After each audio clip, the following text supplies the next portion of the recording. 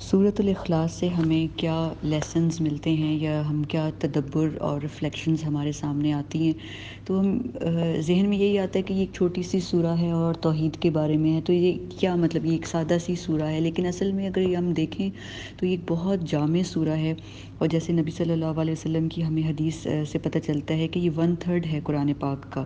تو یعنی کہ یہ 1/3 سے معنی ہے کہ یہ توحید قرآن پاک کا 1/3 جو ہے وہ سبجیکٹ ہے، اور اس سورہ کے اندر وہ سبجیکٹ جب بیان کیا گیا ہے اور جب ہمیں اس کے اتنے فضائل مل رہے ہیں، اتنی اس کے برکات ہیں، اتنا ہمیں اللہ تعالیٰ ہمیں ثواب دے رہے ہیں اس صورت کو پڑھنے کے، تو پھر ہمیں اس چیز پہ بھی اپنا فوکس کرنا ہے کہ کیا ہمارے توحید کے کانسیپٹس جو ہیں وہ کلیئر ہیں، کیا ہمارے خود کے اگر کانسیپٹس کلیئر ہیں تو کیا ہمارے بچوں کے کانسیپٹس کلیئر ہیں، یا ہمارے جو گھر والے ہیں جن کے ساتھ ہم رہ رہے ہیں ان کے عزیز و اقارب کے اگر ہم دیکھتے ہیں کہ وہ کوئی بھی کسی بھی قسم کے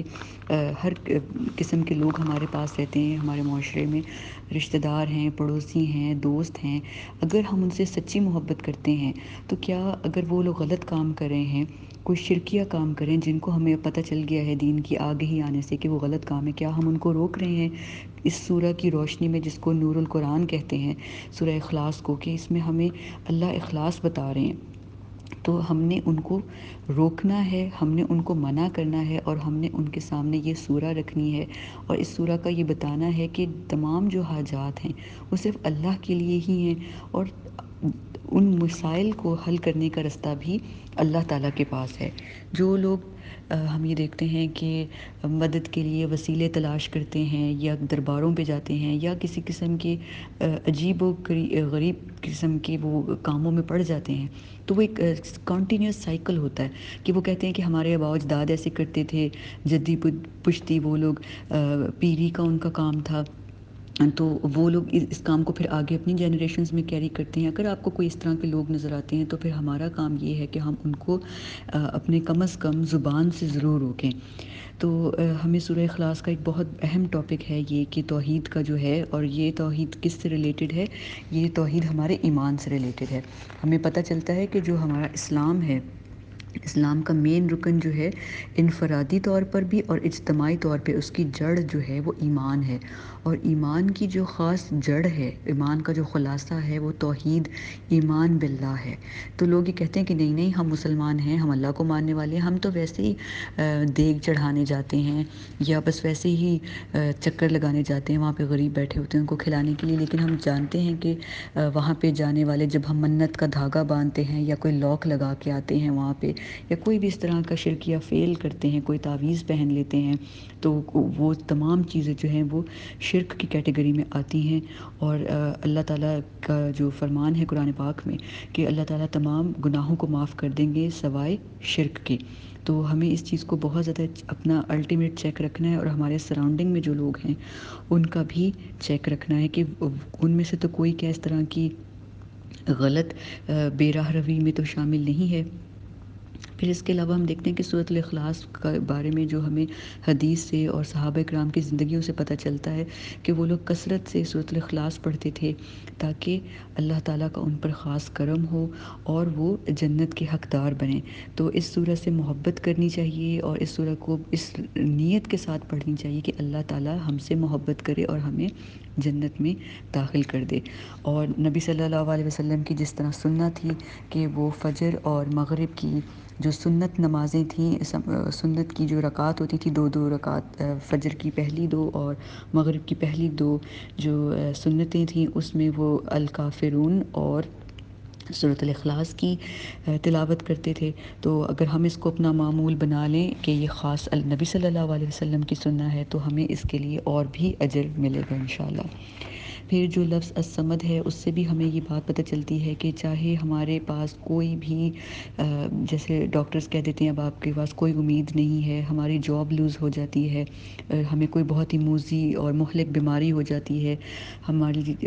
تجارت میں ہمیں بہت گھاٹا ہوتا ہے، سیویئر ڈپریشن کے ہم پیشنٹ بن جاتے ہیں، اور ہمیں کسی کا قرضہ دینا ہے، ہمیں کوئی رستہ سمجھ نہیں آ رہا، یا ہماری وراثت کے کوئی مسائل پھنس گئے ہیں وہ سولو نہیں ہو رہے، بہت قسم کے مسائل ہیں لوگوں کے، ہمیں لگتا ہے کہ ہمارا کوئی والی کوئی مددگار نہیں ہے، تو ہمیں یہ سوچنا چاہیے کہ ہم ہم اللہ پہ توکل کر کے سورۃ الاخلاص کی تلاوت کریں اور اللہ تعالیٰ سے رجوع کریں کہ اللہ تعالیٰ دعاؤں میں اللہ کو پکاریں کہ اللہ تعالیٰ آپ احد ہیں، اللہ تعالیٰ آپ الصمد ہیں، آپ ہی میرے مشکل کشا ہیں، یہ وقتی مشکل ہے مجھے اس میں سے نکالیں۔ تو آپ یہ دیکھیں کہ ہم اپنی دل کی ہر ایک دھڑکن کے ساتھ جو ہے وہ اپنی قبر کے قریب جا رہے ہیں۔ ہمارا دل جیسے جیسے دھڑکتا ہے، ایک ایک ٹائم، ایک ایک لمحہ ہمیں قبر کے قریب لے کر جا رہا ہے، آخرت کے قریب لے کے جا رہا ہے، اور ہمیں ہمارے رب کی طرف، ایکچولی تو ہمیں ہمارے رب کی طرف لے کے جا رہا ہے نا، انا للہ و انا الیہ راجعون، رجوع کرنا، تو ہم نے اللہ کے پاس ہی لوٹنا اللہ کے پاس ہے۔ تو اب ہمیں یہ کرنا ہے کہ وہ اللہ جس نے ہمیں سورۃ الفاتحہ میں بتا دیا کہ وہ رب العالمین ہے اور وہ مالک یوم الدین ہے، تو جو مومن ہے وہ بہت پریکٹیکل ہوتا ہے اور بہت شارپ ہوتا ہے، یعنی کہ بہت عقل مند، انٹیلیجنٹ ہوتا ہے۔ وہ اپنا کوئی بھی کام جو ہے وہ نفع کے بغیر نہیں کرتا، اور وہ نفع کون سا ہے؟ وہ آخرت کا نفع ہے۔ آخرت کے لیے ہمیں خود کو مفلح کرنا ہے، ہمیں اپنے آپ کو کامیاب کرنا ہے، اور اس کی جو سب سے پہلی سیڑھی کا جو پہلا سٹیپ ہے وہ سٹیپ توحید کا ہے، کہ ہمیں اپنی چھوٹی سی چھوٹی چیز بھی صرف اور صرف اللہ تعالیٰ سے مانگنی ہے۔ اور اللہ تعالیٰ اسی سورہ فاتحہ میں ہمیں بتا دیتے ہیں وَإِيَّاكَ نَعْبُدُ وَإِيَّاكَ نَسْتَعِينُ، کہ ہم اللہ تعالیٰ کو کہہ رہے ہیں کہ اللہ تعالیٰ إِيَّاكَ نَعْبُدُ، ہم آپ کی ہی عبادت کرتے ہیں، وَإِيَّاكَ نَسْتَعِينُ، اور آپ ہی سے استعانت، یعنی کہ مدد مانگتے ہیں۔ تو ہمیں اس چیز کو اپنے ذہن میں رکھنا ہے کہ لوگ ہیں، اللہ تعالیٰ ذرائع پیدا کریں گے ہماری زندگی میں، ہمارے پاس باس ہے، جو ہمارا مینیجر ہے وہ ہمارا ذریعہ ہے، اسی طرح جو ہمارے بچے ہیں جب ہم ریٹائر ہو جاتے ہیں تو وہ ہماری اولڈ ایج میں جا کے فائنینشیل ہیلپ کرتے ہیں، ہماری فزیکل ہیلپ کرتے ہیں، ہماری ایموشنل ہیلپ کرتے ہیں، تو یہ اللہ نے ذریعے بنائے ہیں۔ لیکن الٹیمیٹ جو ذات ہے جو یہ سب کچھ پرووائڈ کر رہی ہے، یہ رزق، یہ ایکچولی جو تمام اللہ کی بلیسنگز ہیں، یہ اللہ کا رزق جو ہے وہ اللہ واحد الصمد ہمیں پرووائڈ کر رہا ہے۔ رزق میں صرف کھانا پینا نہیں ہے، رزق میں ہماری صحت ہے، ہماری ایموشنل ہیلتھ ہے، ہماری مینٹل ہیلتھ ہے، ہماری ہر قسم کی جو ضروریات ہیں وہ رزق جو لفظ ہے اس میں آتی ہیں۔ اللہ الرزاق ہے، تو وہ اللہ جو حقیقی مومن ہوتا ہے وہ اللہ کا ولی ہوتا ہے، اللہ کا دوست ہوتا ہے، اور حقیقی مومن چونکہ توحید پر ہوتا ہے، اللہ کو احد مانتا ہے، تو وہ نڈر ہوتا ہے، وہ اسٹرانگ ہوتا ہے، وہ بزدل نہیں ہوتا، لوگوں سے نہیں ڈرتا۔ وہ مومن جو پریکٹیکل مومن ہے وہ اللہ کو اپنے عیش میں، عیاشی میں، یعنی کہ جب اس کے پاس مال اور دولت کی کثرت ہو، یعنی کہ وہ قانع ہوتا ہے، قناعت پسند ہوتا ہے، وہ اپنے عیش میں، اپنے طیش میں، غصے کی حالت میں، اپنی تکلیف میں، اپنے غم میں صرف اللہ سے رجوع کرتا ہے، دعاؤں میں توحید اللہ پہ رکھتا ہے، اس کا عقیدہ بالآخرہ، عقیدہ، عمل، اخلاق کرسٹل کلیئر ہوتا ہے۔ وہ کبھی بھی اللہ کے علاوہ کسی اور کو یا جبرائیل یا علی مدد یا غوث یا محمد کبھی نہیں کہتا۔ اس کا پہلا کنسرن اللہ ہوتا ہے، اس کو کسی تعویذ کی، کسی امام ضامن کی، کسی بھی قسم کی اس طرح کی چیزوں کی ضرورت نہیں ہوتی کہ وہ یہ سوچے کہ جیسے اگر ہم لوح قرآنی جو وہ حروف مقطعات گھر میں رکھ لیتے ہیں کہ اس سے برکت ہوگی، یا اگر ہم یہ سوچ لیں کہ اگر ہم ایک بچی کو قرآن پاک کے سائے کے نیچے سے گزاریں گے تو اس پہ اللہ کی خاص رحمت ہوگی، یا اگر ہم اپنے قرآن پاک کو ڈیش بورڈ میں رکھ لیتے ہیں تو اس سے برکت ہوگی۔ قرآن پاک زندوں کی کتاب ہے، زندہ لوگوں کے لیے آیا ہے، ہم لوگوں نے اس کو ایصال ثواب کے لیے رکھ لیا ہے، قرآن خوانیوں کے لیے رکھ لیا ہے، قبروں پہ جا کر فاتحہ پڑھتے ہیں۔ کیا کبھی ہم نے سوچا یہ ہم سورۃ فاتحہ پڑھتے ہیں، اور سورۃ فاتحہ کیا کہہ رہی ہے؟ سورۃ فاتحہ زندوں کے لیے ہے کہ الحمدللہ رب العالمین، جو الرحمن ہے، الرحیم ہے، مالک یوم الدین ہے، اور وہ اللہ اس میں ہمیں یہ کہہ رہے ہیں کہ انسانوں کو کہ ہم ایاک نعبد و ایاک نستعین، ہم اللہ تعالیٰ تیری عبادت کرتے ہیں اور تجھ ہی سے ہی، صرف اور صرف اللہ ہی سے ہم مدد مانگتے ہیں۔ اہدنا الصراط المستقیم، ہم اللہ تعالیٰ سے جو زندہ لوگ ہیں وہ اہدنا الصراط المستقیم مانگ رہے ہیں، اور اگر ہم یہ قبروں پر جا کے کہتے ہیں کہ فاتحہ پڑھ لیں، یا گھر آتے ہیں جی ہم نے افسوس کرنا ہے فاتحہ پڑھ لیں اہدنا الصراط المستقیم، تو زندوں کے لیے ہے۔ جو انسان دنیا سے چلا گیا اس کا تو نامہ اعمال کلوز، اس کی ڈیٹ بکس جو ہے وہ اس کے فرشتے لے کر اوپر آسمانوں پہ چلے جاتے ہیں۔ وہ کتاب اللہ تعالیٰ کہاں لے جاتے ہیں؟ علیین میں رکھ دیتے ہیں، سجین میں رکھ دیتے ہیں۔ اس انسان کی روح کو ہم نہیں جانتے، لیکن ہاں وہ شخص قبر کی پہلی رات جان لیتا ہے، اس کو دکھا دیا جاتا ہے کہ اس کا عمل کیا ہے تھا دنیا میں، کیا وہ جنت میں جائے گا یا جہنم میں، اور اس کو وہ رخ دکھا کے پھر اس کا وہ دروازہ بند کر دیا جاتا ہے اور وہ عالم برزخ میں تا قیامت رہتا ہے۔ تو آپ یہ دیکھیں کہ جب ہم سورہ فاتحہ وہاں پہ پڑھتے ہیں تو کیا سورۃ فاتحہ کا پڑھنا اس کو فائدہ پہنچائے گا یا پڑھنے والے کو؟ سورۃ الفاتحہ کا اگر ہم ترجمہ دیکھتے ہیں، اہدنا الصراط المستقیم، اور پھر صراط الذین انعمت علیہم، رستہ اللہ ان لوگوں کا دکھا جن پر تو نے انعام کیا، جن پر آپ نے اپنی بلیسنگز کی، غیر المغضوب علیہم ولا الضالین، نہ کہ ان کا جن پر آپ نے، جن کا آپ جو مغضوب ہوئے، جن پر آپ نے غضب کیا، یا جو ضالین جو گمراہ ہو گئے۔ تو آپ یہ دیکھیں کہ ہمارا قرآن پاک کا ترجمہ جاننا کتنا ضروری ہے۔ جب ہم ترجمہ جانتے ہیں پھر ہمارے کانسیپٹس کتنے کلیئر ہوتے ہیں۔ تو یہ جو سورہ ہے یہ بھی ہمیں یہی بتا رہی ہے کہ ہمارے توحید کا کانسیپٹ کلیئر ہونا بہت ضروری ہے، کیونکہ ہم شرک فی المحبت کر بیٹھتے ہیں، عقیدہ میں شرک تو کرتے ہیں پھر شرک فی المحبت کر بیٹھتے ہیں۔ ہمارے والدین ہیں، ہمارے جو ازواج ہیں، شوہر ہے یا بیوی کی محبت ہے، اولاد کی محبت میں ہم کیا نہیں کر جاتے ہیں، ان کو اتنا غلط ان کے ساتھ کر جاتے ہیں کہ ہمیں خود معلوم نہیں ہوتا کہ ہم اولاد کی محبت میں اولاد کے ہی دشمن بن بیٹھتے ہیں۔ پھر ہم پیسے سے اتنی محبت کرنے لگتے ہیں، اپنے اسٹیٹس سے، اپنی گاڑی سے، اپنے گھر سے، جیسے ہم نے ان کو کبھی دنیا میں چھوڑ کر ہی نہیں جانا۔ اپنی آنکھوں سے ہم لوگ دیکھتے ہیں کہ اتنے لوگ، فرعون سمیت اتنے لوگ دنیا میں وہ چیزیں چھوڑ کے جاتے ہیں، اور ان کے جانے کے بعد کیا ہوتا ہے؟ ان کی اولاد ان کی وراثت پہ لڑتی ہے، قتل و غارت تک ہو جاتے ہیں، بہن بھائی ایک دوسرے کی سال سال شکل نہیں دیکھتے ہیں۔ کیوں؟ مال کی محبت، یہ میرا ہے، وہ تمہارا ہے۔ بھائی بہنوں کو وراثت نہیں دیتے، کیوں؟ کیونکہ وہ کہتے ہیں کہ ماں باپ نے تم لوگوں کو جہیز دے دیا تو تم لوگوں کی وراثت ختم۔ تو بھائی جو ہیں اس مال پہ والدین کی خود قبضہ کر لیتے ہیں، اور بہنیں کیا کرتی ہیں؟ وہ پھر کہتی ہیں چلو ہم نے معاف کر دیا، کوئی بات نہیں، بھائی تو ہیں، ہمارا تو روزگار لگا ہے۔ نہیں، یہ چیزیں غلط ہیں۔ یہ جب چیزیں ہم کرتے ہیں، ہم اپنے، یعنی بھائیوں کو محبت ہے مال سے تو وہ بہنوں کو نہیں وراثت دے رہے، اور بہنوں کو محبت ہے بھائیوں سے تو وہ کہتی ہیں کہ چلو اسی بہانے ہم ان کو اپنی وراثت معاف کر دیتے ہیں، کہیں ہمارا یہ بہن بھائی کا رشتہ خراب نہ ہو جائے۔ تو یہ کیا ہے؟ یہ اللہ تعالیٰ نے جو ہمیں بتا دیا، وراثت کے احکام، صورتیں اتر گئیں اس کے اوپر، پوری محکمات ہیں، متشابہات، محرمات ہیں۔ سورۃ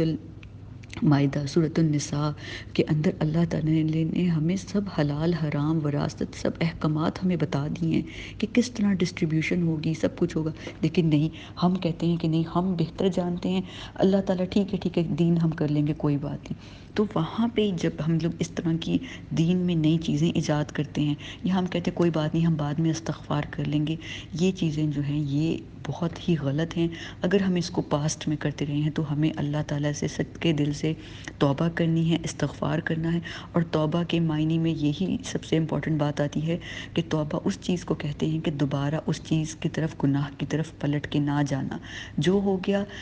وہ بیت گیا، دوبارہ اس طرف نہ جانا، وہ کوئی بھی حرام کام ہو، وہ کوئی بھی مکروہ کام ہو، اس کی طرف نہ جانا۔ جیسے نبی صلی اللہ علیہ وسلم کی ہمیں باتوں سے، ان کی سیرت سے پتہ چلتا ہے کہ ہمیں اپنا ایک گول سیٹ کرنا ہے۔ جو انٹیلیجنٹ مومن ہوتا ہے، پریکٹیکل مسلمان ہوتا ہے، اس کے گولز ہوتے ہیں۔ وہ پیسے کو اپنا گول نہیں بناتا، وہ کسی بھی مادی مٹیریلسٹک چیز کو اپنا گول نہیں بناتا کہ میں نے یہ اتنے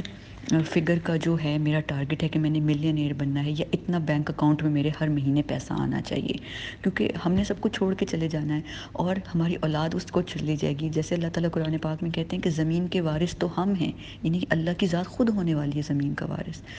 تو نبی صلی اللہ علیہ وسلم کی حدیث سے ہمیں پتہ چلتا ہے کہ برباد ہو گیا وہ شخص جو عبد الدینار ہے، عبد الدرہم ہے، دینار والا شخص، درہم والا شخص جو ہے جس نے عبد بنا لیا،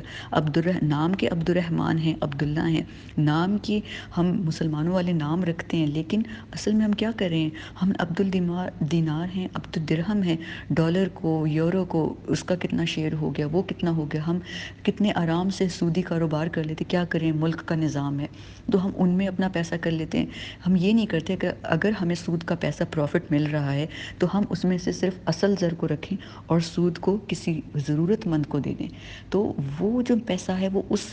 ضرورت مند کے لیے حلال ہے، لیکن ہمارے لیے کمپلیٹلی حرام ہے۔ اور آپ یہ دیکھیں کہ سود کا کمایا ہوا ایک بھی درہم، دینار، ریال، پیسہ، روپیہ، ڈالر، یورو، پاؤنڈ،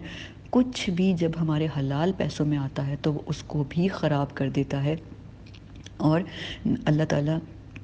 نبی صلی اللہ علیہ وسلم کی حدیث ہے کہ سود خور کے ساتھ کھلا اعلان جنگ ہے، اللہ تعالیٰ کا خود اعلان جنگ ہے کہ اللہ تعالیٰ ان کے ساتھ خود جنگ کے لیے وہ تیار ہو جائیں ایسے لوگ۔ تو دنیا کے اندر ہمیں لگتا ہے کہ یہ پروفٹ ہے، آ رہا ہے پیسہ، 10 لاکھ کے 20 لاکھ ہو گئے، پھر 10 سالوں کے بعد وہ 20 لاکھ 30 لاکھ ہو گئے، لیکن آخرت میں ان کا کتنا برا انجام ہے، یہ بات ہمیں اللہ تعالیٰ کے کلیئر کٹ